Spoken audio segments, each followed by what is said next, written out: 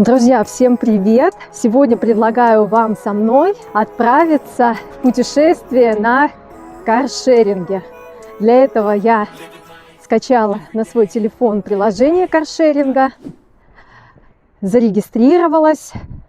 Приложение определило мою локацию и расстояние до ближайшего свободного автомобиля. Приложение очень удобное, можно выбрать любой понравившийся автомобиль, марку, модель, выбрать локацию, где удобнее всего вам взять в аренду автомобиль и посмотреть, насколько он заряжен. Так как мне нужно доехать до города цели, примерно 80 километров в одну сторону, я через приложение нашла автомобиль, у которого наиболее полный заряд батареи. И сейчас вот иду до него.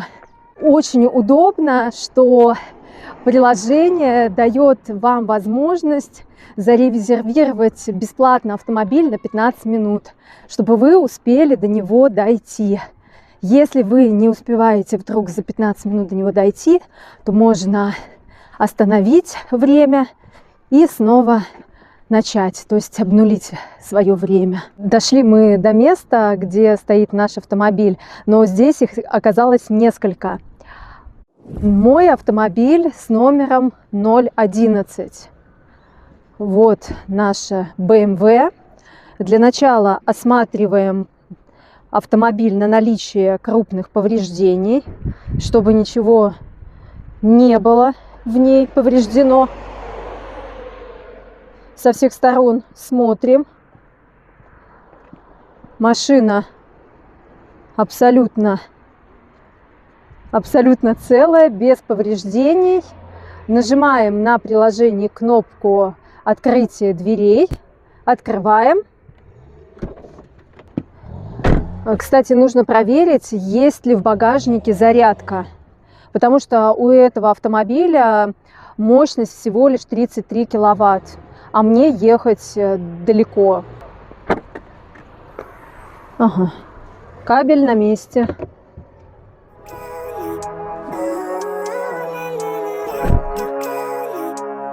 Ключ находится в бардачке. Вот он. Его не нужно доставать.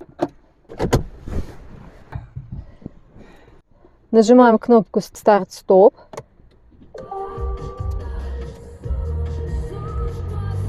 Смотрите, проехать я смогу всего лишь 176 километров.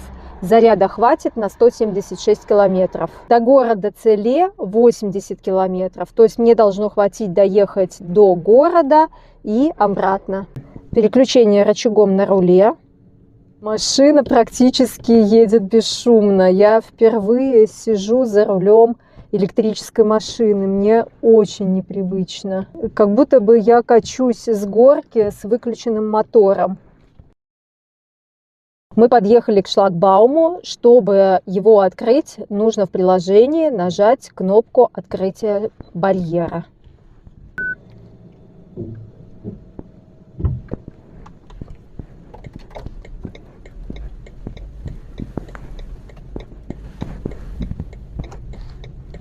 Смотрите, какой интересный плоский ключ. И посмотрите, как удобно открывается задняя дверь. Здесь такой рычаг. И все, дверь открыта. Открываем капот.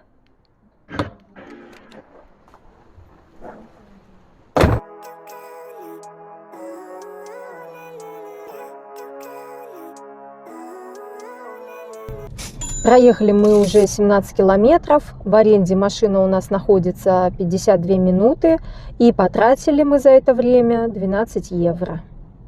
Ехать нам осталось 62 километра до цели, до центра города Целе. Но, похоже, зарядки на обратный путь нам не хватит. И в городе Целе нам придется искать место, где можно подзарядить свой автомобиль. По дороге мы попали в небольшую пробку, едем, рассуждаем об экологичности электрических автомобилей. На самом деле экологично они влияют на воздух, не загрязняют атмосферу. 80% загрязнения воздуха в городе идет от автомобилей с двигателем внутреннего сгорания. Производство электромобилей загрязняет воздух в 1,5 раза выше, чем производство автомобилей с двигателем внутреннего сгорания. Это все из-за электрических аккумуляторов. А утилизировать аккумулятор тоже очень сложно. Чтобы зарядить аккумуляторную батарею, нужно взять откуда-то электричество. В основном электричество берут из углеводородов, сжигая различные ископаемые, например, уголь, тем самым загрязняя больше воздух. В атмосферу попадает намного больше вредных веществ, чем при использовании автомобиля на дорогах с двигателем внутреннего сгорания. А еще идут потери электричества при передаче от электростанции до розетки, например. А также идут потери при зарядке самого аккумулятора. Экологично добывать электричество с помощью солнечных батарей, ветра, гидро- и атомной электростанции. Но все равно большая проблема – это как экологично переработать аккумуляторы. Вообще мне нравится вести электрический автомобиль, он достаточно бесшумный, едешь, ничто тебя не беспокоит, очень плавно, приятно, но, к сожалению, на большое расстояние на нем не уедешь. Нужно постоянно держать в голове, что тебе нужно найти срочно заправку, где можно подключиться, и еще очень-очень долго ждать, пока автомобиль зарядится. На электромобиле у вас не получится очень быстро заправиться, как на обычном автомобиле. За 5 минут заправился и поехал еще на 1000 километров вперед. На электромобиле нужно сидеть и долго ждать, пока у тебя заправится, наполнится автомобиль, зарядится автомобиль энергией для того, чтобы тебе проехать еще каких-нибудь буквально 200 километров. На самом деле я бы не рассматривала электрический автомобиль как основной, потому что на нем ты не уедешь на дальние расстояния. Просто может быть как второй автомобиль в семье, чтобы передвигаться только по городу. А на дальние поездки куда-то в соседние страны, на море, все равно я бы оставила обычный автомобиль с двигателем внутреннего сгорания.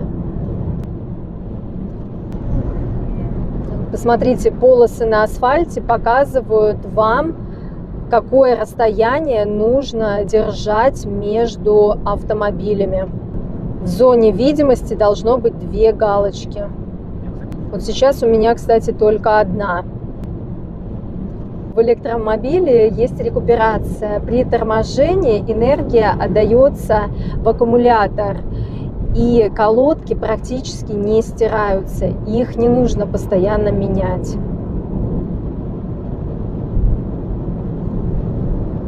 Заряда нам на обратную дорогу, скорее всего, не хватит, и поэтому в первую очередь нам нужно найти, где зарядить автомобиль, и только потом уже пойти по делам.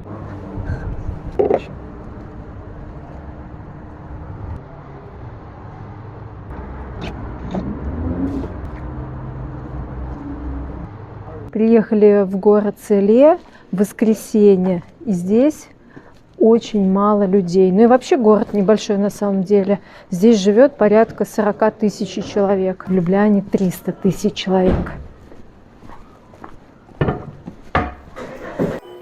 Балконы очень красивые.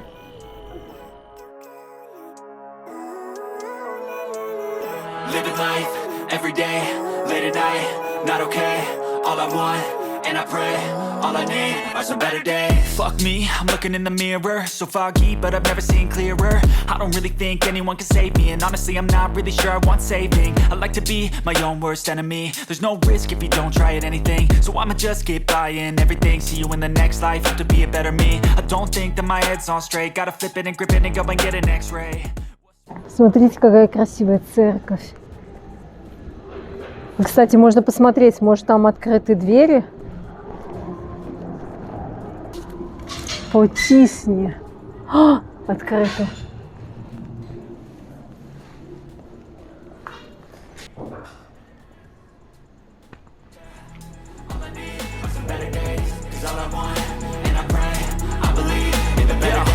Stuck between a rock and a hard place. Do I work hard or live at my pace? You're only young once, yeah that's all great, but I also want a future where I'm okay. Living life is doing lots of cocaine. Wait no, it's living with no shame. Wait no, it's sleeping in on Sundays. I guess it's different for each of us and that's okay. Здесь очень много собак. Какой красивый дом. Такой. Да. Здесь римский колодец. Все защищено, чтобы никто не упал. Меры безопасности все соблюдены. Проходим мимо агентства недвижимости и посмотри, какие цены. 155 тысяч, например. Квартира 90 метров. Кстати, цена дешевле, чем в Любляне. 189 тысяч, 132 квадратных метра. Это причем исторический центр.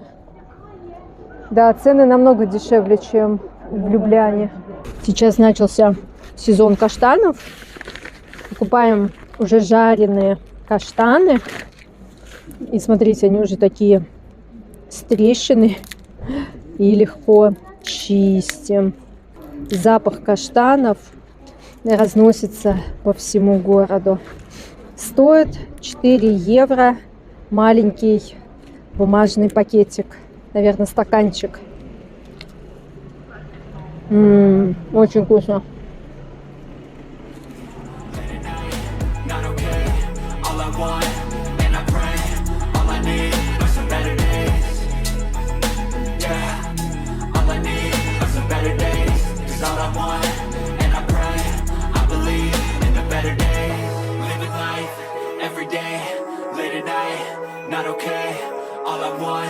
And I pray, all I need are some better days. Yeah, all I need are some better days. Cause all I want, and I pray, I believe. Здесь самый центр города Целе. Здесь находится администрация города. Прекрасный вид на ратушу. По-моему, гирлянды еще не сняли с прошлого Нового года. Посмотрите, как здесь устроены мусорные баки. Специальный бак для стекла, для бумаги, для пластика, все отдельное. И, кстати, сбор мусора там под землей. Потом приезжают большие грузовые машины, специально это все поднимают и забирают. Возвращаемся обратно домой. Надеемся, что заряда батареи хватит. Мы не дозаряжали. Мы арендовали автомобиль в компании Van2Go. У этой компании в собственности около 450 автомобилей на всю Словению. Очень большая проблема для собственников, что кабель, которым заряжают автомобиль и который лежит в багажнике, очень часто клиенты воруют, потому что стоимость кабеля доходит до 800 евро. И зачастую клиенты, видимо, решают прихватить с собой кабель. И вот такой вот большой убыток для собственников этой компании. Мы уже подъезжаем к дому практически. Нам осталось ехать 30 километров. 30 километров это, наверное, примерно, не знаю, 10 минут. Посмотрите, как красиво, сумерки. Да, друзья, кстати, не забывайте, пожалуйста, подписываться на канал, ставить лайки и оставлять свои подбадривающие комментарии. Спасибо вам. Водителям электрических автомобилей нужно быть крайне внимательными. Пешеходы за многие десятилетия привыкли к тому, что они слышат шум мотора подъезжающего автомобиля и стараются быть осторожными. А электрические автомобили практически бесшумные, и пешеходы их не слышат. И водителям электрокаров нужно быть крайне осторожными и внимательными, чтобы, не дай бог, где-нибудь не задеть зазевавшегося пешехода.